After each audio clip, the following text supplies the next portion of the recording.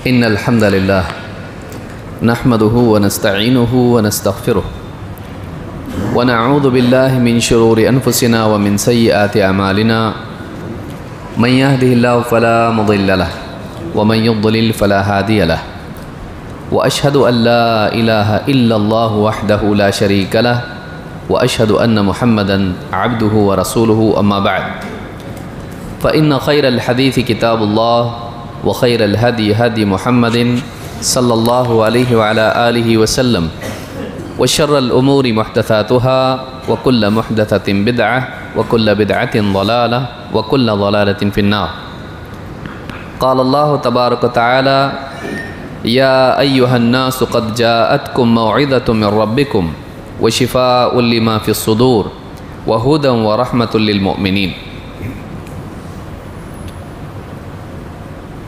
مجلس میں موجود موقر علماء کرام، ذمہ داران، میرے محترم دینی بھائیوں اور قابل احترام اور بہنوں،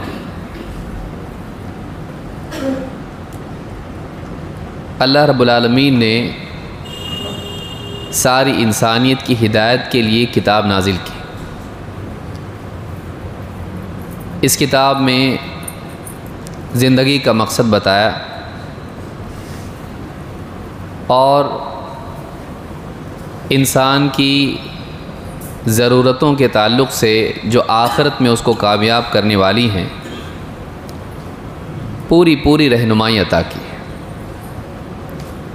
انسان کے دل کو بگڑنے سے بچانے کے لیے اور بگڑے ہوئے دل کو سدھارنے کے لیے جس واعظ و نصیحت کی ضرورت تھی اس کتاب میں اللہ تعالیٰ نے بھیج دی. اسی طرح سے انسان کو سیدھے راستے پر جمنے کے لیے جس رہنمائی کی، جس دلیل کی ضرورت تھی اسے بھی اس کتاب میں اللہ رب العالمین نے بیان کر دیا. حق اور باطل میں تمیز کرنے کے لیے انسان کو جس روشنی کی ضرورت ہے، جس فرقان کی ضرورت ہے، اس کتاب کو وہ فرقان بنایا. اسی کتاب کے ذریعے سے ایک انسان دنیا میں بھی اور آخرت میں بھی اللہ تعالیٰ کی رحمت کا حقدار بن سکتا ہے. اس کتاب پر ایمان لا کر، اس کتاب کی پیروی کر کے، اس کتاب کے حلال کو حلال، حرام کو حرام مان کر اور اس کتاب کی تلاوت اور اس کی دعوت کے ذریعے سے ایک انسان اللہ رب العالمین کی رحمت کا مستحق بن سکتا ہے. ساری باتوں میں سب سے بہترین بات اللہ کی. اسی لیے اللہ کے نبی صلی اللہ علیہ وسلم اپنے خطبات میں کہا کرتے تھے ان خیر الحدیث کتاب اللہ. سب سے بہترین بات اگر کسی کی ہے تو اللہ کی کتاب ہے، یعنی اللہ کی بات ہے. سب سے بہترین کلام اللہ کا کلام ہے.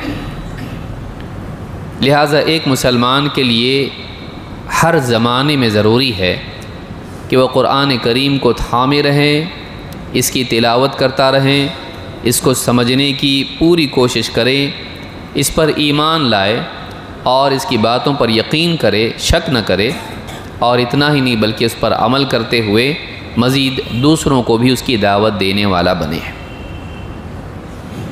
اس کے بغیر اللہ کی رحمت کا حصول نہیں ہو سکتا ہے. اللہ رب العالمین نے فرمایا وَهَذَا كِتَابٌ أَنزَلْنَاهُ مُبَارَكٌ فَاتَّبِعُوهُ وَاتَّقُوا لَعَلَّكُمْ تُرْحَمُونَ. یہ کتاب جسے ہم نے نازل کیا ہے ایک مبارک کتاب ہے، برکتوں والی ہے. برکتوں والی آنے والے ادوار میں جتنی بھی حاجات مسلمانوں کی ہیں، دینی اعتبار سے، علمی اعتبار سے، فتنوں کے مقابلے کے اعتبار سے، اس کتاب میں ایسا علم ہے اور اس میں ایسی برکت ہے کہ وہ ہر دور کے لوگوں کے لیے رہنمائی کے طور پر کافی ہو جائے گی. اس کے کلمات وہی رہیں گے، بدلیں گے نہیں، لیکن حالات بدلیں گے، مسائل بدلیں گے، لیکن ان بدلتے ہوئے حالات کے لیے بھی یہی کتاب کافی ہو جائے گی. اسی لیے کہا کہ وَهَذَا كِتَابٌ أَنزَلْنَاهُ مُبَارَكٌ فَاتَّبِعُوهُ. تو تم اسی کتاب کی پیروی کرو، کسی اور کتاب کے لانے کی ضرورت نہیں ہے. کہ بھئی یہ کتاب پہلے کافی تھی اب نیا زمانہ ہے، نہیں، یہ مبارک کتاب ہے، اس سے علم نکالتے جاؤ ختم نہیں ہوگا، اس سے مسائل کا استنباط کرتے جاؤ ختم نہیں ہوگا، آنے والے فتنے بدلتے جائیں گے، بگڑتے جائیں گے، بڑھتے جائیں گے، لیکن اس کتاب کی حاجت ختم نہیں ہوگی، اس میں حل ملتا رہے گا، چاہے کیسے ہی مسائل کیوں نہ آئے۔ فاتبعوا، تو تم اسی کتاب کی اتباع کرتے رہو، پیروی کرتے رہو، واتقوا، اور اللہ سے ڈرو، اس لیے کہ اس کتاب کی اتباع کے لیے، اس کے اوپر عمل کرنے کے لیے صرف علم کافی نہیں، اللہ کا خوف بھی ضروری ہے۔ جو انسان ہلاکت سے، نقصان سے، گمراہی سے ڈرتا ہے، وہی رہنما کی بات کو مانتا ہے، لہٰذا خوف نہیں ہوگا اللہ کا، تقویٰ نہیں ہوگا تو واقعی اتباع آدمی نہیں کر پائے گا، راستہ چھوڑ کے نکل جائے گا۔ واتقوا لعلکم ترحمون، تاکہ تم پر رحم کیا جائے۔ اس کتاب کے تعلق سے اللہ نے رحمت کو ہمیشہ عموماً بیان کیا ہے، خود یہ کتاب اللہ کی رحمت کا اظہار ہے، اور اس کتاب پر عمل کرنا، اس کی پیروی کرنا، اس کے تقاضوں کو پورا کرنا، یہ اللہ رب العالمین کی رحمت کا حصول ہے، اس کا ذریعہ ہے۔ لیکن سوال یہ پیدا ہوتا ہے کہ کیا اللہ کی رحمت کا حقدار بننے کے لیے صرف اس کتاب کی پیروی کافی ہے، یا کچھ اور بھی ہے؟ کوئی اور مصدر بھی ہے، کوئی اور علم بھی ہے جو ضروری ہے، اس کی پیروی ضروری ہے، اس کی تعمیل ضروری ہے، یا صرف یہ کتاب کافی ہے؟ اللہ رب العالمین نے قرآن کریم میں اپنی رحمت کے حصول کے لیے ایک اور چیز بیان کی ہے۔ اللہ تعالیٰ نے فرمایا وَأَطِيعُوا اللَّهَ وَالرَّسُولَ لَعَلَّكُمْ تُرْحَمُونَ، اور اللہ کی فرما برداری کرو اور رسول کی فرما برداری کرو۔ الرسول، اس رسول کی معرفہ ہے، یہ کوئی بھی رسول نہیں۔ وَأَطِيعُوا اللَّهَ وَالرَّسُولَ، اور اللہ کی فرما برداری کرو اور اس رسول کی، محمد الرسول اللہ صلی اللہ علیہ وسلم۔ کیا ہوگا؟ لعلکم ترحمون، تاکہ تم پر رحم کیا جائے، تاکہ تم پر رحم کیا جائے۔ معلوم ہوا کہ قرآن کریم کی اتباع اور قرآن کے فرامین کی پیروی، اس کی تعمیل، یہ تو ضروری ہے لیکن کافی نہیں ہے، کافی نہیں ہے۔ اس کے ساتھ ایک اور چیز ضروری ہے، وہ ہے رسول اکرم صلی اللہ علیہ وسلم کی باتوں پر ایمان، اس کی تعمیل اور آپ کی سنت کی پیروی۔ جہاں اللہ کا حکم ماننا ضروری ہے، وہیں محمد الرسول اللہ صلی اللہ علیہ وسلم کا حکم ماننا بھی ضروری ہے۔ بھئی اگر ایک ہی چیز ہے تو دوسری بیان کیوں کی؟ جب ایک ہی کافی ہے تو دوسری چیز، اور اگر دونوں ایک ہی ہیں تو الگ الگ کیوں بیان کیا؟ دونوں کو الگ بیان کرنا بتاتا ہے کہ یہ بھی اپنی جگہ مستقل دلیل ہے اور دوسری چیز وہ بھی اپنی جگہ مستقل دلیل ہے، یہ بھی ضروری، وہ بھی ضروری ہے۔ اسی لیے کہا کہ اللہ کی مانو اور رسول کی مانو تاکہ تم پر رحم کیا جائے۔ معلوم ہے کہ ایک چیز اللہ نے اور بڑھا دی ہے، خالی قرآن نہیں، کیونکہ اللہ کا حکم جاننا ہے، کہاں سے جانیں گے؟ اللہ کا حکم ملے گا قرآن میں۔ لیکن ایک اور چیز ہے، کہا کہ رسول کی بھی مانو، تو رسول بولیں گے تبھی تو مانیں گے نا۔ تو جو رسول بولے ہیں وہ تو رسول کا کلام ہے، اللہ کا تو نہیں۔ اللہ کا کلام کہاں ملے گا؟ قرآن میں۔ لیکن رسول کا حکم بھی ماننا ہے، تو رسول کا حکم کہاں ملے گا؟ تو اب ایک کی ذمہ داری اور بڑھ گئی، وہ یہ کہ ہم رسول اکرم صلی اللہ علیہ وسلم کے کلام کو بھی جانیں، اس کو سمجھیں اور اس کو مانیں۔ یہاں سے سمجھ میں آتا ہے کہ قرآن کے ساتھ ساتھ ایک اور مصدر ہے جس میں دیکھ کر دین کو سیکھا اور سمجھا جا سکتا ہے، اور وہ ہے اللہ کے نبی صلی اللہ علیہ وسلم کی حدیث، جسے دوسرے الفاظ میں ہم سنت بھی کہہ سکتے ہیں۔ سنت اور حدیث ایک ہی ہے، فقہا کی اصطلاح میں اور محدثین کی اصطلاح میں کبھی کبھی اس میں تفریق بھی ہوتی ہے۔ لیکن مجموعی طور پر دیکھا جائے تو دونوں ایک ہی چیز ہیں، اللہ کے نبی صلی اللہ علیہ وسلم کی احادیث، اسے سنت بھی کہا جاتا ہے۔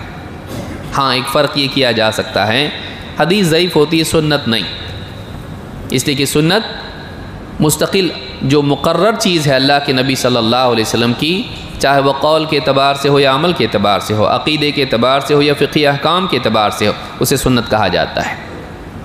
ان حدیث میں موضوع بھی ہو سکتی ہے، ضعیف بھی ہو سکتی ہے۔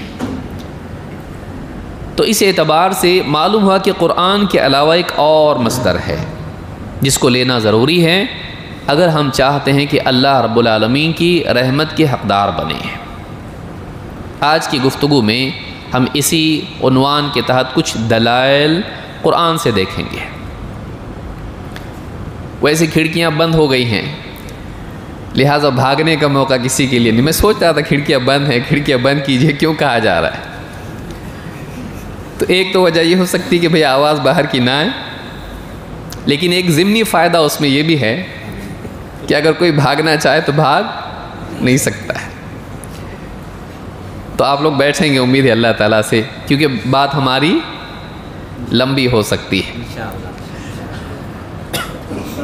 آج کی اس گفتگو میں ہم دیکھیں گے کہ قرآن میں یعنی ایک طبقہ ایسا پیدا ہوا نبی صلی اللہ علیہ وسلم کے زمانے کے بعد ہی، آپ نے اپنی زندگی میں ہی اس کی خبر دی تھی اور آپ نے بتایا تھا، اور آپ نے کہا لا اعرفن الرجل یأتیہ الامر من امری، میں کسی شخص کو، کسی مسلمان کو اس حال میں نہ پاؤں، لا اعرفن الرجل یأتیہ الامر من امری، کہ اس کے پاس میری باتوں میں سے کوئی بات آئیں، میری باتوں میں سے کوئی بات آئیں، اما امرت بہ و اما نہیت عنہ، اس بات میں میرا کوئی حکم ہو یا میں نے کسی چیز سے منع کیا ہو، فیقول، اور پھر وہ کہنے لگے اس بات کو سننے کے بعد، اس حدیث کو سننے کے بعد، ما ندری ما ھذا، ہم کو نہیں سمجھ میں آتا یہ کیا چیز ہے، ہم اس کو نہیں جانتے، اس حدیث کو، اس بات کو ہم نہیں جانتے،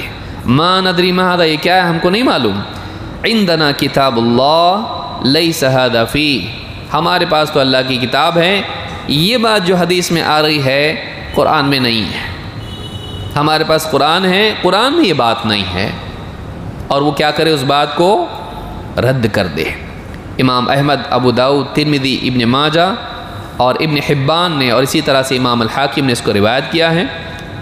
الفاظ حدیث ابن حبان کے ہیں، صحیح الجامع الصغیر حدیث نمبر 7172، حدیث صحیح ہے، اور ابن حبان میں حدیث نمبر 13 پر یہ روایت موجود ہے۔ ایک اور روایت میں آپ نے فرمایا فیقول، یعنی وہ کیا کہے، فیقول وہو متکئ علی اریکتہ، اپنے تخت پر یا اپنے پلنگ پر ٹیک لگائے وہ کہنے لگے، ھذا القرآن، یہ قرآن ہے، ما وجدنا فیہ اتبعناہ، اس قرآن میں جو ہم کو ملا ہم نے اس کی پیروی کی، وما لم نجد فیہ فلا حاجۃ لنا فیہ، اور جو ہمیں قرآن میں نہیں ملتا، جو حدیث یا جو بھی باتیں ہمیں قرآن میں نہ ملیں، ہم کو اس کی کوئی ضرورت نہیں، یعنی کیا کر دے، حدیث کو ریجیکٹ کر دے اس وجہ سے کہ وہ قرآن میں نہیں ہے، اور قرآن کو اپنے لیے کافی سمجھے۔ یہ فتنہ آگے آنے والا تھا، اس لیے اللہ کے نبی صلی اللہ علیہ وسلم نے پہلے ہی اس کی پیشن گوئی کر دی۔ یہ خود اس بات کی دلیل ہے کہ محمد عربی صلی اللہ علیہ وسلم واقعی اللہ کے رسول تھے، کیونکہ اس زمانے میں کوئی ایسا تھا نہیں۔ اللہ کے نبی صلی اللہ علیہ وسلم کے زمانے میں تو ایسے لوگ تھے کہ آپ کے وضو کے پانی کے، یعنی وضو کرنے کے بعد جو قطرے ہوتے ہیں ان کو بھی زمین پہ گرنے نہیں دیتے تھے، تو آپ کی بات کو کیسے گرنے دیں گے؟ نبی صلی اللہ علیہ وسلم کے چہرے کے پر آنے والے اثرات کو دیکھ کر سمجھ جاتے تھے کہ میں کچھ غلط کر رہا ہوں۔ عائشہ رضی اللہ تعالیٰ عنہ، آپ صلی اللہ علیہ وسلم گھر پہ آئیں، دروازے کے باہر رک گئے اور چہرے پر ایک دم غصے کے آثار ظاہر ہو گئے، تو فوراً گھبرا گئیں، کہا یا رسول اللہ ماذا اذنبت، اے اللہ کے رسول کیا گناہ ہو گیا مجھ سے، یعنی چہرہ دیکھ کر پہچان لیا کچھ تو غلطی مجھ سے ہوئی ہے۔ وہ اتنے حساس لوگ تھے۔ آپ نے کہا یہ جو تصویریں ہیں یہ کیا، اللہ تعالیٰ ان کے ذریعے سے عذاب دے گا، فوراً اس پردے کو پھاڑ دیا اور اس کے تکیے بنا دیے۔ تو وہ لوگ فوراً اللہ کے نبی صلی اللہ علیہ وسلم کی بات کو سننے والے، ماننے والے اور اس کی تعمیل کرنے والے لوگ تھے۔ اس زمانے میں تصور نہیں تھا کہ آپ کی بات کو کوئی نہ بھی مانے، کوئی مسلمان ایسا بھی ہو جو نبی صلی اللہ علیہ وسلم کی بات کو نہ مانے، بلکہ اللہ کے نبی صلی اللہ علیہ وسلم نے ان کو ترغیب دی تو وہ لوگ آپ کی باتوں کو لینے والے اور نقل کرنے والے تھے۔ نضر اللہ امرأ سمع منا حدیثا فحفظه حتى يبلغه غیرہ، اللہ تعالیٰ تر و تازہ رکھے، خوش رکھے اس انسان کو جو ہم سے کوئی حدیث سنے، سمع منا حدیثا فحفظه، اور اس کو محفوظ کر لے، یاد کر کے، لکھ کے، فحفظه حتى يبلغه غیرہ، یہاں تک کہ وہ دوسرے تک اس کو پہنچا دے۔ آپ صلی اللہ علیہ وسلم کی اس ترغیب کی وجہ سے صحابہ آپ کی باتوں کو سنتے تھے، یاد رکھتے تھے اور دوسروں تک پہنچاتے تھے۔ خود آپ کا حکم تھا لیبلغ الشاہد الغائب، جو یہاں موجود ہیں وہ ان تک پہنچا دیں جو یہاں موجود نہیں ہیں۔ بلغوا عنی ولو آیا، میری طرف سے پہنچا دو چاہے ایک آیت کیوں نہ ہو۔ تو قرآن کا پہنچانا چاہے ایک آیت ہی کیوں نہ ہو، یا آپ کے فرمان کا پہنچانا، یہ ساری چیزیں آپ کی طرف سے اس کا حکم تھا اور صحابہ اس پر عمل کرتے تھے۔ یہی وجہ ہے کہ صحابہ نے امت تک آپ کی باتیں نقل کی اور پہنچائیں، اور آج تک وہ سلسلہ چلا آ رہا ہے۔ الحمدللہ اہل حدیث کے حصے میں یہ آیا ہے کہ ہر دور میں حدیث کی روایت اور اس کو اپنے سینے سے لگائے رکھنا اور اس پر عمل کرتے رہنا، اس کا اہتمام کرتے آئے ہیں۔ خاص کر کے ہمارے علماء محدثین جنہوں نے اپنی زندگیاں اس کے لیے خرچ کی، ایک ایک حدیث کے لیے مہینوں کا سفر کیا۔ صحابہ سے ہی شروع ہو گیا تھا۔ جابر ابن عبداللہ رضی اللہ تعالیٰ عنہ نے ایک مہینے کا سفر کیا صرف ایک حدیث کے کنفرمیشن کے لیے کہ ایسی ہی تھی یا نہیں۔ سنی تو انہوں نے بھی تھی، لیکن بس ایسی ہے کہ نہیں، اس کو پکا کرنے کے لیے کہ براہ راست اس حدیث کو، یعنی وہ جانتے تھے حدیث کیا ہے، لیکن براہ راست اس سے سننے کے لیے جس نے نبی صلی اللہ علیہ وسلم سے سنی ہے، ان سے ملنے کے لیے ایک مہینے کا سفر کر کے گئے ہیں۔ ایسے کئی لوگ ہیں جن کا تاریخ میں ذکر ہے اور جن کا نہیں بھی ہے۔ ان کی زندگی کا عام معمول تھا، کیوں؟ ان کے نزدیک اللہ کے نبی صلی اللہ علیہ وسلم کی باتوں کی بہت اہمیت تھی۔ لیکن بعد میں ایسے لوگ آئے کہ جنہوں نے اسی چیز کو جو خدشہ آپ نے ظاہر کیا تھا، اسی کے شکار ہو گئے۔ خوارج، جو پہلا اور بدترین فرقہ اسلامی تاریخ کا، جس نے قرآن سے جڑے رہنے کا دعویٰ کیا، اللہ کی کتاب، اور وہیں سے انکار حدیث کی شکلیں شروع ہوئیں۔ قرآن پر سنت کی زیادتی کو تسلیم نہیں کرتے تھے۔ اسی لیے ایک عورت نے حضرت عائشہ رضی اللہ تعالیٰ عنہ سے کہا، کیا بات ہے کہ ہم کو، خواتین کو، عورت کو، حائضہ عورت کو روزوں کی قضا کا، یعنی روزوں کی قضا کرتی ہے لیکن نماز کی قضا نہیں کرتی، کیا بات ہے؟ تو فوراً حضرت عائشہ رضی اللہ تعالیٰ نے اس سے کہا، احروریۃ انتی، حروریہ ہے کیا تو؟ حروری کون؟ حروری خوارج کو کہا جاتا تھا اس زمانے میں۔ حروری، حرورا کا جو مقام ہے جہاں سے ان کی بغاوت شروع ہوئی، جس کو انہوں نے اپنا مرکز بنایا تھا، حرورا سے خوارج کا فتنہ شروع ہوا۔ تو کہا کیا تو حروریہ ہے، یعنی تو کیا خارجیوں میں سے ہے؟ تو معلوم یہ ہوا کہ خارجیوں کا ایک اصول یہ تھا کہ جو چیز قرآن میں نہیں ہے اس کو ہم نہیں لیں گے۔ قرآن میں چونکہ حائضہ کے لیے کوئی اس طرح کی تفصیل نہیں ہے کہ وہ اپنی چھوٹی ہوئی نمازوں کی قضا کرے گی یا نہیں کرے گی۔ قرآن میں روزوں کا تو ذکر ہے، فَمَنْ كَانَ مِنْكُمْ مَرِيضًا أَوْ عَلَىٰ سَفَرٍ فَعِدَّةٌ مِنْ أَيَّامٍ أُخَرَ، تو روزوں کی قضا دوسرے دنوں میں کرنا ہے، قرآن میں ہے۔ نماز اگر حائضہ کی چھوٹ جائے یا وہ چھوڑے اور قضا اس کی کرے یا نہ کرے، قرآن میں اس کا ذکر نہیں ہے۔ تو وہ لوگ اس بات کو نہیں مانتے تھے، لہٰذا کہا کہ تو حروریہ ہے۔ تو اسی زمانے سے یہ فتنہ شروع ہوا اور آج تک آپ کو یہ دکھائی دے گا، اور خصوصاً اس دور میں یہ بڑھے گا۔ کیوں؟ اس لیے کہ اس دور میں عقل کا بول بالا ہے، عقل، اور انسان آزاد ہوتا جا رہا ہے۔ کیوں؟ میں پڑھا لکھا ہوں، میں خود سوچوں گا، ماشاء اللہ، تو میں خود سوچوں گا جو ہے اس کی ایک حد ہے، لیکن اگر آدمی اس کو مطلق یہ بنا لے، اپنی عقل کو بنیاد بنا لے اور مرکز بنا لے اور اسی کی بنیاد پر صحیح غلط میں فیصلے کرنے لگے۔ عقل سوچنے سمجھنے کے لیے تھی، شریعت سازی کے لیے نہیں، اپنی طرف سے فیصلے کرنے کے لیے نہیں، یہ کیا صحیح ہے کیا غلط ہے، اس کے لیے نہیں تھی۔ اپنی طرف سے شریعت بنانے کے لیے عقل نہیں ہے، پیمانہ خود عقل نہیں ہے۔ اگر پیمانہ عقل ہوتی تو کوئی غلطی نہیں کرتا۔ اگر آدمی عقل اتنی پاورفل چیز ہوتی تو اس میں غلطی ہی ہوتی نہیں، لیکن آدمی آئے دن سوچتا ہے میں نے جو کل کیا غلط کیا، سوری، گھر پہ کتنی بار بولتا ہے، ہاں؟ تو آدمی غلطیاں کرتا ہے، یہ اس بات کی علامت ہے کہ اس کی عقل کے فیصلے خطا ہوتے ہیں۔ اگر وہ پیمانہ اگر واقعی ہوتا تو اس میں خطا کا امکان نہیں ہونا چاہیے تھا۔ لہٰذا عقل کو بنیاد بنانے کا دور یہ ہے۔ لوگ علماء سے دور ہو رہے ہیں، اپنے طور پر انٹرنیٹ پہ جائیں گے، پڑھیں گے، سنیں گے، اور 50 باتیں سامنے آ رہی ہیں، اس کی بات، اس کی بات، اس کی بات، اور پھر آدمی کئیوں کی باتیں سن رہا ہے، اور اس میں بہت سارے ایسے بھی ہیں جو جینٹل مین ہیں، ایسے لوگ جو اسلام کے بنیادی علوم سے عاری ہیں، پھر خواہش پرست ہیں کہ ان کو کوئی چیز سمجھ میں نہ آئے تو اس کو اسلام سے نکال ہی دے، یہ ضروری نہیں، وہ ضروری نہیں، داڑھی ضروری نہیں، قرآن میں کہیں داڑھی فلاں چیز قرآن میں نہیں ہے، یہ قرآن کے خلاف ہے، میوزک حرام نہیں ہے، کیوں حرام ہے، اس کے کوئی دلیل ہی نہیں قرآن میں۔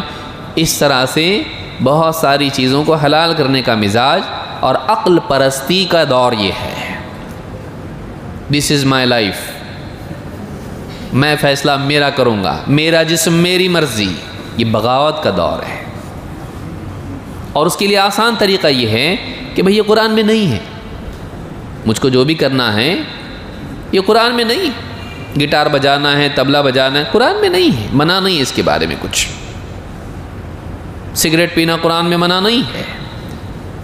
تو ایک آدمی دھیرے دھیرے جب خواہش پرست لوگوں کے لیے بھی ایک ذریعہ بن جاتا ہے، بھئی قرآن میں کدھر ہے، یہ آدمی وہ آدمی بول سکتا ہے جو یہ مانتا ہو کہ صرف قرآن ہی دلیل ہے، بس مسلمان کسی دور میں یہ نہیں مانے، مسلمان کسی دور میں اس بات پر نہیں تھے کہ صرف قرآن میں ہونا چاہیے، قرآن میں نہیں ہے تو نہیں۔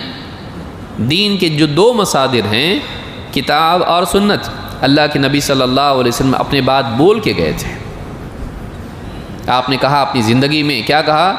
ترکت فیکم شیئین لن تضلوا بعدہما کتاب اللہ و سنتی، میں اپنے بعد دو چیزیں چھوڑے جا رہا ہوں، ان دو کے بعد تم کبھی گمراہ نہیں ہوں گے، یعنی ان دونوں کو پانے کے بعد، ان کا اہتمام کرنے کے بعد، ان کو تھامے رہنے کے بعد تم کبھی گمراہ نہیں ہوں گے۔ وہ کیا ہیں؟ کتاب اللہ اور عقل؟ نہ، کتاب اللہ و سنتی، اللہ کی کتاب اور میری سنت، میرا طریقہ، چاہے وہ عقیدے کے اعتبار سے ہو یا عمل کے اعتبار سے ہو۔ وَلَن يَتَفَرَّقَا حَتَّى يَرِدَ عَلَيَّ الْحَوْض، اور یہ دونوں الگ نہیں ہو سکتے یہاں تک کہ حوض کوثر پر مجھ سے ملے، مجھ پر پیش کیے جائے، وارد ہوں۔ تو اس سے بات معلوم ہوئی کہ یہ دونوں قیامت تک کے لیے ہیں، کسی دور میں ان میں سے ایک بھی ساقط نہیں ہوگا کہ بس پہلی ضرورت تھی حدیث کی، اب نہیں، یہ ہمیشہ کے لیے قیامت تک کے لیے ہے کہ قرآن اور سنت ان دونوں کا اہتمام گمراہی سے بچنے کے لیے لازم ہے۔ تو یہ چیز یاد رکھنا ضروری ہے۔ لیکن بہت سارے لوگ حدیث کو حجت نہیں مانتے۔ اب اس میں قسمیں ہیں، بھانت بھانت کے رنگ برنگے پھول اس میں ہیں، اس باغ میں کئی رنگ کے پھول ہیں، ایک چیز پر وہ بھی متفق نہیں ہو پائے۔ جو منکرین حدیث ہیں کبھی ایک چیز پر وہ بھی متفق نہیں ہو پائے، اس سے معلوم ہوتا ہے کہ ہر ایک کی عقل الگ ہے۔ عقل کو بنیاد بنانے میں منکرین حدیث میں بھی اتفاق نہیں ہو پایا۔ ان میں سے کچھ لوگ ہیں، ایک طبقہ وہ ہے جو سرے سے نبی صلی اللہ علیہ وسلم کی حدیث کو حجت نہیں مانتا، دین میں اس کی کوئی حیثیت نہیں، بس قرآن باقی کچھ نہیں۔ دوسرا طبقہ وہ ہے جو کہتا ہے کہ نہیں، اللہ کے نبی صلی اللہ علیہ وسلم کا حکم ماننا ضروری تھا۔ آپ ہیں سمجھ رہے تھے؟ اس زمانے میں جیسے مسلمانوں کا ایک حاکم ہو، اس کی فرما برداری مسلمانوں کے لیے ضروری ہے، تو اس اعتبار سے اللہ کے نبی صلی اللہ علیہ وسلم کا حکم ماننا ضروری تھا مسلمانوں کے حاکم ہونے کی حیثیت سے۔ آپ کے جانے کے بعد اب ختم ہو گیا، وہ محدود تھا اس دور کے لیے، ایک طبقہ وہ بھی ہے۔ تیسرا وہ طبقہ ہے جو حدیثوں کو قرآن کے خلاف سمجھ کر، ہوتی نہیں ہے، سمجھ کر ثابت کر کے ان کا رد کر دیتا ہے، یہ حدیث قرآن میں نہیں ہے یا قرآن کے خلاف ہے۔ اس میں وہ سارے لوگ آتے ہیں جو عذاب قبر کے منکر ہیں یا اس طرح کی اور بہت ساری چیزیں ہیں، یہ قرآن میں نہیں ہے اور یہ قرآن کے خلاف ہے۔ پھر اس میں ایک اور طبقہ ہے، وہ حدیثوں میں ٹکراؤ ثابت کرتا ہے، بول دیکھو حدیثیں ٹکراتی ہے آپس میں، کیسے دلیل ہو سکتی ہے؟ یہ حدیث ٹکرا رہی ہے، تو جو ٹکرانے والی چیز ہے وہ دلیل نہیں ہو سکتی ہے، اس لیے حدیثوں کا سرے سے انکار کر دیتا ہے، کنفیوژن کی وجہ سے، شک کی وجہ سے وہ سرے سے حدیثوں کا انکار کر دیتا ہے۔ پھر ایک طبقہ وہ بھی ہے جو عقل کی بنیاد پر، یہ عقل میں نہیں آتی حدیث، ایسے کیسے ہو سکتا ہے؟ تو عقل کی بنیاد پر، یہ سائنسی تحقیق کی یہ حدیث کیا ہے؟ خلاف ہے، یہ ان سائنٹیفک حدیث ہے، یہ ان سائنٹیفک حدیث ہے، سائنس کے خلاف ہے، عقل کے خلاف ہے، اس لیے بھی کیا کرتا ہے؟ حدیثوں کا انکار کرتا ہے۔ اور ایک طبقہ وہ ہے جو کلیتاً جس نے حدیث کا انکار تو نہیں کیا، لیکن فقہی مذاہب کے خلاف ہونے کی وجہ سے ہمارے مسلک کے خلاف یہ حدیث ہے، تو اس کی یعنی انکار کا چھوٹا بھائی کیا ہے؟ تأویل۔ اس کا مطلب بدل دو کہ حدیث کا سرے سے انکار نہیں کریں گے، اس حدیث کا وہ مطلب نہیں ہے جو لگ رہا ہے، اس حدیث کا وہ مطلب ہے جو ہم سمجھ رہے ہیں، جس پر ہمارا فقہی عمل ہے۔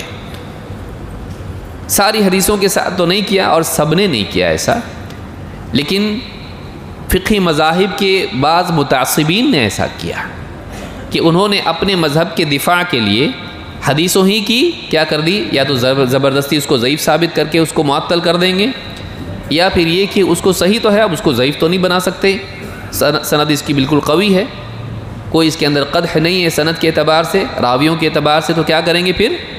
حدیث کا مطلب وہ نہیں جو آپ سمجھیں، حدیث کا مطلب وہ جو ہم سمجھیں، پھر بہت دور بھی نکل جائیں گے اس میں۔ جیسے آپ صلی اللہ علیہ وسلم نے اپنی نواسی امامہ کو لے کر نماز پڑھی، اب ان کے یہاں عمل کثیر ہے کہ آدمی کسی بچے کو لے کے نماز پڑھے، اس کو بہت عمل کرنا پڑے گا، تو ایسا عمل کرے گا تو نماز خراب ہو جاتی ہے، نماز کے علاوہ کسی چیز کو کرتا ہے آدمی، اس سے نماز خراب ہو جائے گی، تو کیا کہا؟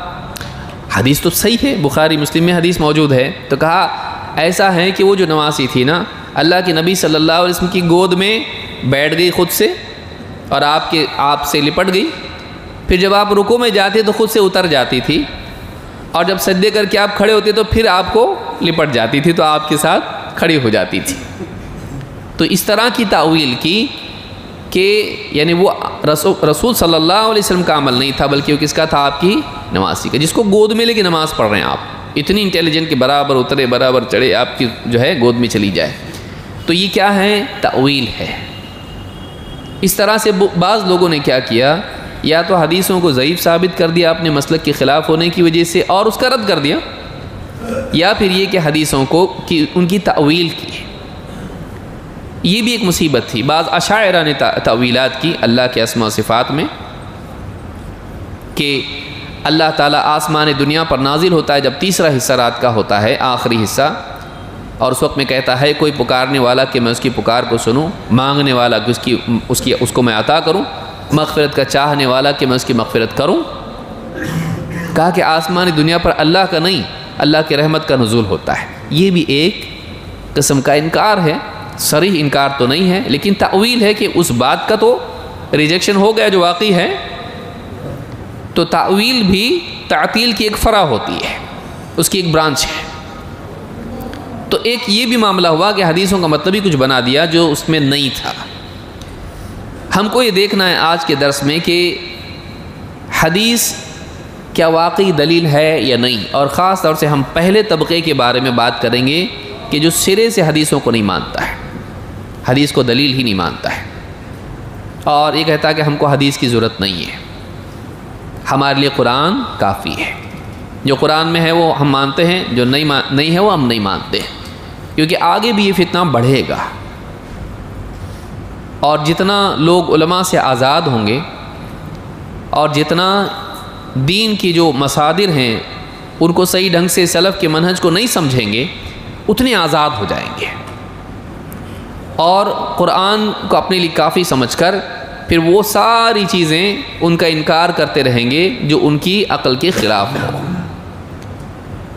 اور بہت سے لوگ ان میں سے یہ بھی کریں گے اور کرتے آئے ہیں کہ حدیث ہمارے لیے حدیث کی ضرورت نہیں ہے، ایک کتاب کافی نہیں تھی، اتنی ساری حدیث کی کتابیں لکھ کے رکھ دیں، امام بخاری نے اپنی لکھی، امام مسلم نے اپنی لکھی، امام ابو داؤد نے، نسائی نے، ابن ماجہ نے، اور ان کے علاوہ بھی ترمذی نے، اور پھر بہت سارے محدثین، کیا ضرورت تھی اتنا کرنے کی؟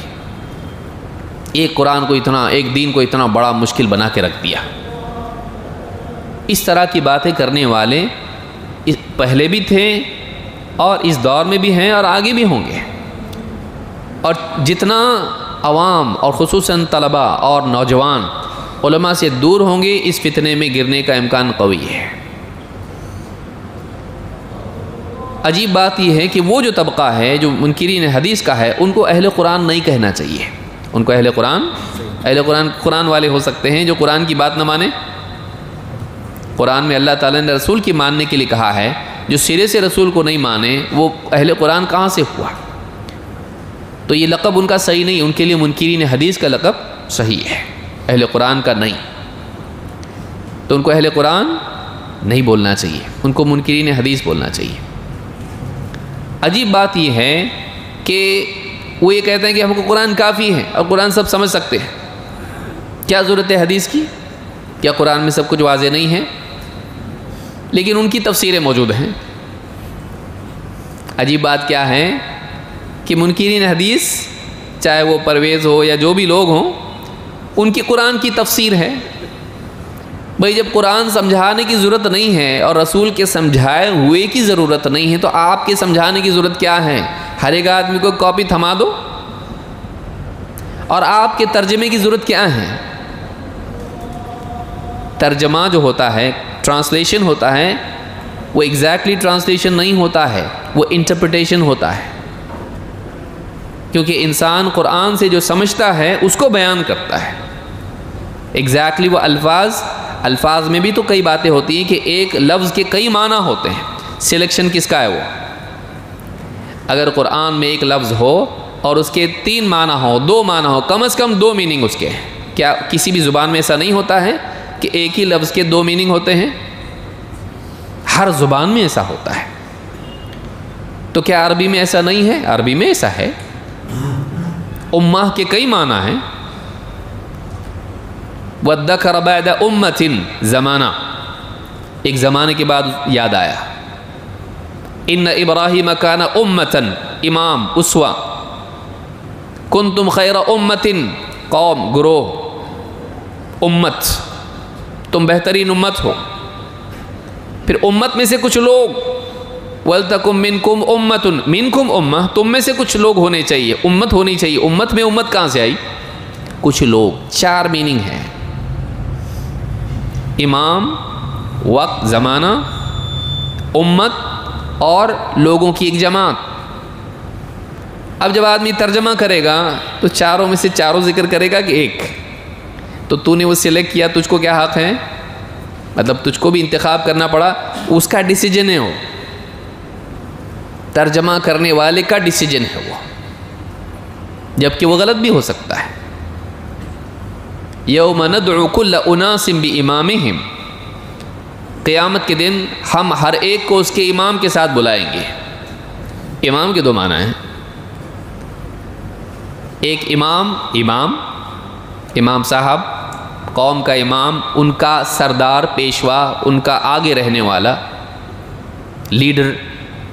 لیکن امام کا ایک اور معنی ہے کتاب، وَكُلَّ شَيْءٍ أَحْصَيْنَاهُ فِي إِمَامٍ مُبِينٍ، ہر چیز کو ہم نے ایک کھلے امام میں لکھ رکھا ہے. امام کتاب، تو کتاب اور امام دونوں معنی امام کے ہوتے ہیں. تو اب جو آدمی ترجمہ کر رہا ہے اور وہ حدیث کو نہیں مانتا ہے، تو کیا وہ اپنے فہم کو لوگوں کو نہیں دے رہا ہے؟ تو جب تیرا فہم اتنا مقدس ہے کہ دیا جا سکتا ہے، تو رسول کا فہم کیوں نہیں، جس پر اللہ نے قرآن کو نازل کیا؟ تیری انڈرسٹینڈنگ تو لوگوں کو دے رہا ہے، تو قرآن نہیں دے رہا ہے. لوگ قرآن پہ عمل نہیں کر رہے ہیں، بلکہ تو اپنی انڈرسٹینڈنگ ان کو دے رہا ہے کہ قرآن سے میں نے یہ سمجھا لہذا تم یہ مانو. تو ہم کو یہ نہیں چاہیے، صرف عربی میں قرآن دو اور پڑھو. لیکن کوئی منکر حدیث ایسا کرتا نہیں. عموماً منکرین حدیث ویسے بھی پیدل ہوتے ہیں، کیونکہ ان کو عربی آتی نہیں ہے. ایک بڑا طبقہ ہوگا، الا ماشاء اللہ کوئی ہوگا جو عربی کے ایک آدھ دو کتابیں پڑھا ہوگا، وہ بھی مکمل کورس نہیں کیا ہوگا،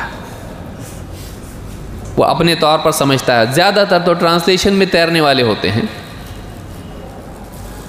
بہت کم ہوں گے جو واقعی عربی زبان کو اچھے سے سمجھتے ہوں، تو وہ تو ترجمے ہی پڑھ کے جیتے رہتے ہیں. تو معلوم یہ ہوا کہ انکار حدیث میں بھی ایک مصیبت ہے کہ آدمی اگر رسول کی تشریحات کو نہیں لیتا ہے، سلف کے فہم کو نہیں لیتا ہے دین کے سمجھنے کے لیے، تو کہیں نہ کہیں وہ اپنے پیشوا کو مانتا ہے جس نے اس کو سکھایا ہے، سمجھایا ہے کہ بھائی ہم کو حدیث کو نہیں ماننا ہے. تو پھر قرآن کو کیسے سمجھے؟ تو وہ بیٹھ کے سب کو سمجھاتا ہے. محمد شیخ پڑوس کا سرے سے حدیث کو نہیں مانا، لیکن قرآن کی جو تشریحات پیش وہ کرتا ہے اس کی اپنی تشریحات ہیں، عجائبات ہیں. الجہل یخلق العجیب، جہالت عجائبات کو جنم دیتی ہے. جاہل آدمی کیا بولے گا آپ اس کو پریڈکٹ نہیں کر سکتے، وہ کیا کرے گا اور کیا بولے گا. ایسی ایسی عجیب عجیب باتیں ہیں. تو یہ سارے جو فتنے ہیں، یہ ایسا نہیں کہ ہم ماضی کے کچھ فرضی فتنوں کے بارے میں اور فرقوں کے بارے میں بول رہے ہیں، ہمارے اپنے دور میں یہ چیزیں ہیں، اور کل تک یہ فتنے تھے اور ان کا نقصان اپنی جگہ محدود تھا. آج اس کا خطرہ بڑھ گیا ہے. کیوں؟ اس لیے کہ آج ہر آدمی کے ہاتھ میں کیا ہے؟ Mobile phone, internet. اور کتنا بھی ہم کو علماء بولے ہم سنتے ان کی نہیں بول رہے سب لوگ. علماء بولے تو سنتے. مت سنو، ایرے غیرے کو مت سنو، علماء معتبر علماء سے سنو. لیکن آدمی کے دل میں ایک بیٹھا ہوا ہوتا ہے، ہاں ڈرائیور، وہ کیا بولتا ہے؟ میں بہت سمجھدار ہوں، میں صحیح صحیح لے لوں گا، غلط غلط چھوڑ دوں گا. دیکھتے تمہیں کیا ہے، چچا جان نے امریکہ سے بھیجا ہے. ہاں، اور آدمی سنتا ہے، ٹھیک ہے، ہو سکتا ہے اس کو نقصان نہ ہو سکتا ہے نقصان ہو سکتا ہے وہ پوری طرح اس کا فالوور نہ بنے، لیکن یہ بھی ہو سکتا ہے کہ پھر اپنے میں کنفیوز ہو جائے جو اس کے پاس دین ہے. کبھی کبھی ہوتا یہ ہے کہ آدمی کسی کی غلط بات سنتا ہے، گمراہ آدمی کی بات سنتا ہے، اس کا فالوور نہیں بنتا کیونکہ بیوقوف ہے وہ، لیکن وہ بولا ہے بات تو اس کے بارے میں کنفیوز ہو جاتا ہے اپنے دین میں. اور بہت سارے لوگ اسی طرح سے انفیکٹڈ ہو جاتے ہیں غلط لوگوں کی سننے کی وجہ سے. تو موبائل فون کی وجہ سے آج یہ فتنہ ہے، تو مسلمانوں کا گمراہ ہونے کا امکان بڑھ گیا ہے، خاص کر کے نوجوان طبقہ، کیونکہ بوڑھے کی رائے جلدی بدلتی نہیں ہے اور نوجوان کی رائے جلدی قرار پکڑتی نہیں ہے. ایک عمر کے بعد آدمی ہاں بیٹا دیکھ چکا ہوں میں، گھوم کے تم آؤ گے، گھبراؤ مت. نوجوان جیسے رات میں نیند میں کروڑ بدلتا ہے ویسے رائے بدلتا ہے، جلدی سے لے لیتا ہے کہ اس کو جو چیز اٹریکٹ کرے فوراً اس کی طرف دوڑتا ہے، ایک چیز پر ٹکا رہتا نہیں. لہٰذا اور بعض اوقات یہ چیزیں اتنی اٹریکٹیو لگتی. قرآن کافی نہیں ہے کیا؟ اللہ بڑا کیا رسول؟ اللہ تو اللہ کی بات بڑی کہ رسول کی؟ تو پھر آدمی سوچتا ہے اللہ کے خلاف کسی کی مان سکتے کیا؟ تو رسول کی بات خلاف، رسول انسان ہے نا، انسان سے غلطی ہوتی کہ نہیں؟ اس طرح سے بول کے ایک ایسا انسان جس کے پاس بنیادی باتیں نہیں ہیں دین کی، اس کے فنڈامنٹلز کلیئر نہیں ہوئے ہیں، ایسے آدمی کو دھوکہ دے دیتے ہیں۔ لہٰذا اس دور میں اگر کسی کے ذہن میں ہو کہ اس ٹاپک کی ضرورت کیا ہے ہم کو، ہم تو مانتے نا سب کچھ، آپ مان رہے ہو، آپ کے بچے بھی مانیں گے، گارنٹی ہے؟ اگلی نسل کہاں جائے گی اگر یہ ہم نہیں سیکھے؟ بعض اوقات کچھ علوم ایسے ہوتے ہیں کہ لوگ سمجھتے ہیں اب اس کی ضرورت نہیں رہی، کہاں ہے، ایسا کوئی ہے ہی نہیں۔ لیکن اللہ تعالیٰ جزائے خیر دے علماء کو، انہوں نے ہر مسئلے کے بارے میں کتابیں لکھ کے مسلمانوں کو دے دی، اس لیے آج بھی ہم کو واپس ان کو ریفر کرنا پڑتا ہے۔ خوارج ہیں، معتزلہ ہیں، یا اسی طرح سے اور جتنے فرقے، جہمیہ ہیں، بدل بدل کے رنگ، بدل بدل کے وہ لوگ آتے رہتے ہیں، لیبل وہ نہیں ہوتا ہے لیکن آئیڈیالوجی وہی ہوتی ہے۔ لہٰذا علماء نے ان سارے فرقوں کے بارے میں ان کی گمراہیوں کو ذکر کر دیا، کتابوں میں ان کو محفوظ کر دیا۔ بدقسمتی سے واٹس ایپ پڑھنے میں اتنا ہمارا وقت لگ جاتا ہے، محنت اتنی ہے بھائی، اتنا آسان کام تھوڑی واٹس ایپ سے چھوٹنا۔ ہر میسج کو جب تک پڑھے نہیں ہم لوگ جو ہیں، یہ فرض عین سمجھ کے اس کو کرتے ہیں۔ نوٹیفیکیشن آ گیا تو اذان سے زیادہ امپورٹنٹ ہے، فوراً اس کو پڑھنا ضروری، ورنہ کروٹ وہ سو نہیں سکتا ہے آدمی، لائٹ بند کر کے لیٹا ہوا ہے، دعا بھی پڑھ لیا اللہم قنی عذابک یوم تبعث عبادک، لیکن نوٹیفیکیشن آ جائے اس کو سوچتا ہے دیکھیں گے بعد میں۔ ایسا ہوا کبھی؟ کبھی نہیں ہوگا ایسا۔ کیا ہے معلوم نہیں، کسی کا میسج ہو، معلوم نہیں کوئی ڈوب رہا اور مجھ کو پکار رہا ہو جب تک وہ دیکھے گا نہیں تب تک کہ اس کو چین نہیں آئے گا۔ یہ حال ہمارا ہے۔ کتابیں پڑھنا چاہیے، جتنے ہم لوگ واٹس ایپ کے میسیجز پڑھ لیتے ہیں اتنا کتابیں پڑھنے لگیں گے تو بہت علم بڑھے گا۔ کتابوں سے جڑنا چاہیے۔ موجودہ دور میں کتابوں کا معاملہ مر رہا ہے، ایسا نہیں ہونا چاہیے، بلکہ کتاب ہے، اس میں شروع سے آخر تک کسی بنیادی بات کا علم ہوتا ہے، اس کو لینا چاہیے۔ واٹس ایپ وغیرہ سے کوئی آدمی کہاں سے فارغ آپ؟ میں واٹس ایپ سے فارغ ہوں، ملا آپ کو کوئی ایسا آدمی؟ ہاں، وہاں سے فضیلت کا کورس کیا میں نے واٹس ایپ سے، ہے ایسا کوئی؟ نہیں، وہ علم نہیں ہے، وہ بکھری ہوئی چیزیں ہیں، اس میں صحیح بھی غلط بھی ہے۔ تو علم کو لیں صحیح سلیقے سے، علماء سے لیں، کتابوں سے لیں، کتابیں پڑھیں علماء کی ماتحتی میں، کتابیں پڑھیں، کنفیوژن ہو علماء سے سیکھیں، سنیں، وضاحت طلب کریں، اشکالات ان کے پاس پیش کریں، علماء سے جڑے رہیں۔ یہ اس دور کا بہت بڑا فریضہ ہے، ہمیشہ سے اس کی ضرورت تھی، آج بہت زیادہ ہے۔ کیوں؟ اس لیے کہ غلط افکار بہت تیزی سے عام ہو جاتے ہیں۔ ایک آدمی ایک کونے میں ایک بات بول دیتا ہے، پوری دنیا میں پھیل جاتی ہے۔ ایک گمراہی پہلے زمانے میں پھیلنے کے لیے ٹائم لگتا تھا، آج بہت تیزی سے پھیل جاتی ہے، منٹوں میں ایک بات پھیل جاتی ہے، ٹویٹر پہ، فیس بک پہ آسانی سے وہ پھیل سکتی ہے۔ گمراہی کے امکانات بہت زیادہ ہیں، اس لیے ہم کو علماء سے جڑے رہنا چاہیے اور کتابوں کا مطالعہ کرتے رہنا چاہیے۔ آئیے دیکھتے ہیں کیا دلیلیں ہیں کہ نبی صلی اللہ علیہ وسلم کی بات اور آپ کا عمل دین میں دلیل ہے۔ یہ ہم کو بیسک یہی معلوم ہونا چاہیے۔ اگر دلیل ہی نہیں تو مسئلہ ہی ختم، لیکن اگر دلیل ہے تو پھر حدیث کی اہمیت سامنے آتی ہے کہ اس کو لکھنا، یاد کرنا، جمع کرنا، نقل کرنا۔ تو یہ بنیادی چیز ہے۔ ایک چیز یہ ہے، یعنی ہماری گفتگو جو ہے آج شاید مکمل نہیں ہو پائے گی، لیکن اس مسئلے کے پہلو کتنے ہیں اس کو بھی تو یاد رکھیں، ہو سکتا ہے ہم آگے کبھی اس پر گفتگو کریں مزید۔ ایک یہ کہ کیا نبی صلی اللہ علیہ وسلم کا قول اور عمل دین میں دلیل ہے یا نہیں۔ نمبر دو، دوسرا فتنہ یا انکار حدیث وہاں سے آتا ہے کہ حدیث اور قرآن و حدیث میں کانٹرڈکشن ہے، قرآن کے خلاف حدیث جاتی ہے تو ہم قرآن کو مانیں گے، حدیث کو نہیں۔ تو ایسے بہت سارے لوگ جو ہیں قرآن کے خلاف حدیثوں کو ثابت کرتے ہیں، عقل کے خلاف ثابت کرتے ہیں اور حدیثوں کا انکار کرتے ہیں۔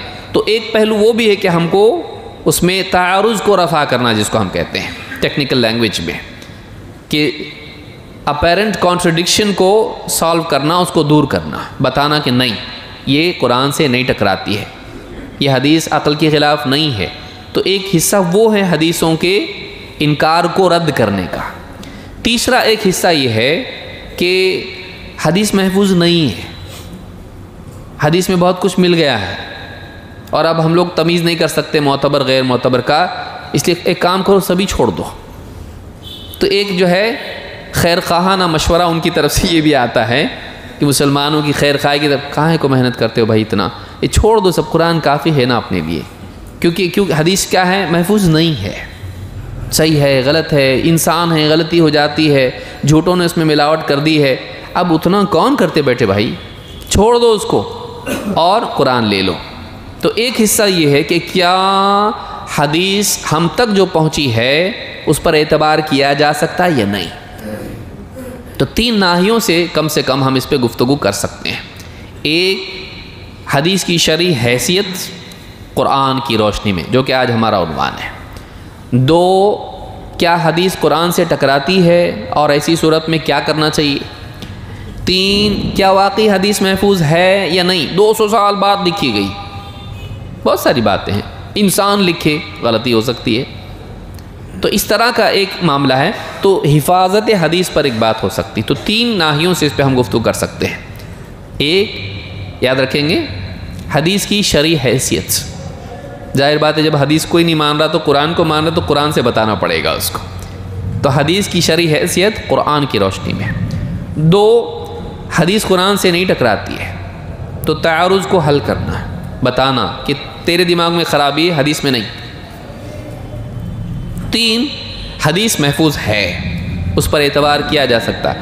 اگر حدیث پر اعتبار نہیں کیا جا سکتا اور وہ محفوظ نہیں ہے تو دنیا میں کوئی جملہ محفوظ نہیں ہے، ہسٹری میں کچھ بھی نہیں ہے۔ ہسٹری کیسے محفوظ ہے بھائی، ہسٹری پہ کیسے اعتبار کریں گے، نیوز کا کوئی اعتبار ہے پھر کوئی خبر معتبر نہیں، کیونکہ حدیث سے زیادہ کسی بھی خبر کا اہتمام نہیں کیا گیا ہے کہ اس کو جانچا جائے، اس کو بالکل آتھینٹسٹی اس کی چیک کی جائے۔ اور کون سا ذریعہ آپ کے پاس،